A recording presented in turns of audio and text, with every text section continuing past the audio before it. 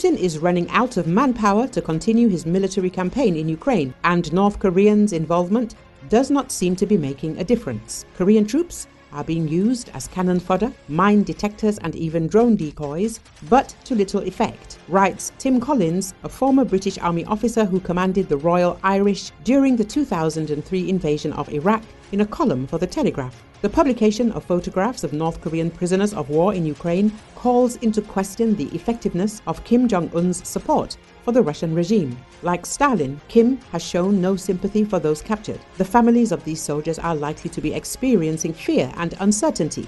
The arrival of North Korean reinforcements comes at a critical moment for Putin, whose troops have suffered heavy losses. The search for foreign volunteers in Latin America and Asia has stalled, and the loss of prisoners used to bolster the army has become too high.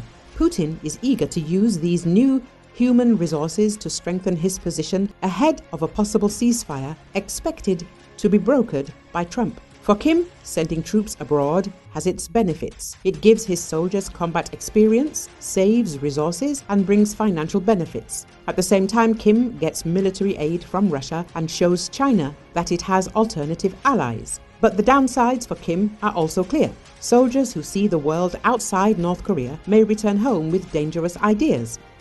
Like Stalin, Kim may question their loyalty upon return, and their actions will be closely monitored. The actual usefulness of North Korean troops to Russia is questionable. They do not impress Russian commanders, and their role seems to be limited to the most dangerous tasks. Despite fears of reprisals at home, few of them defect. Whether Trump's mediation will lead to a lasting peace remains in question. Ukraine and its allies are likely to use the pause in the war to strengthen their positions. Putin, in turn, will seek to rebuild his army. It is critical for the West to use this time to strengthen NATO's defenses and demonstrate to Putin that it cannot achieve parity with the alliance's collective capabilities. Collins concludes.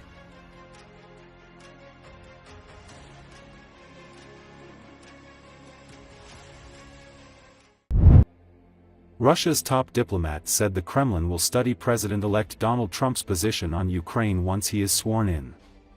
Speaking to journalists at an annual press conference, Russian Foreign Minister Sergei Lavrov said Russia awaits the final position of the new administration on Ukraine after Trump's inauguration and will study it.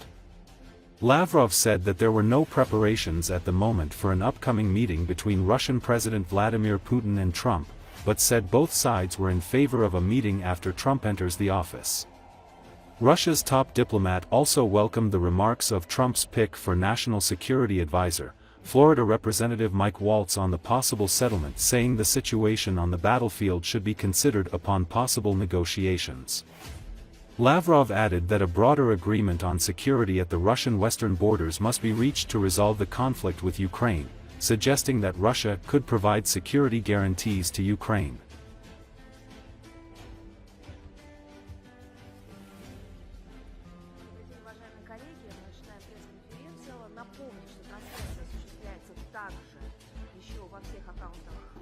Когда президент Трамп, став президентом, сформулирует окончательно свою позицию по украинским делам, конечно, мы будем ее изучать. Все то, что сейчас говорится, это говорится в рамках подготовки к инаугурации, в рамках подготовки к серьезным делам, как сказал сам Дональд Трамп, в рамках подготовки к въезду в офис. Он понимает, что сначала нужно заселиться в овальный кабинет. Спасибо, прежде всего хочу поздравить всех. Так что мы будем ждать конкретных инициатив. Президент Путин многократно сказал, что он готов встречаться, но пока таких предложений не было. Затем президент Трамп сказал, что вот Путин хочет встречаться, и я считаю, что нужно встречаться, но сначала надо заехать в офис. Вот.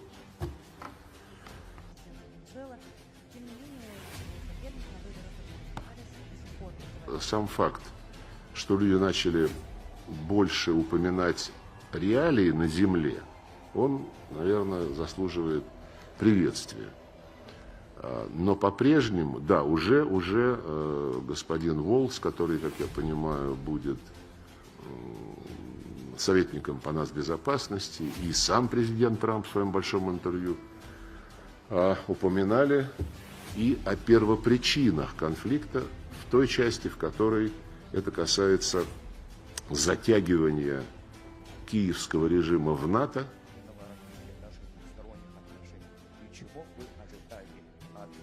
Угрозы на западном фланге, на наших западных границах должны быть ликвидированы, как одна из главных первопричин. Ликвидированы они могут быть, наверное, только в контексте каких-то более широких договоренностей. Мы готовы обсуждать гарантии безопасности и той же стране, которая сейчас называется Украина, или части этой страны, которая пока еще никак не самоопределилась, в отличие от Крыма, Донбасса и Новороссии.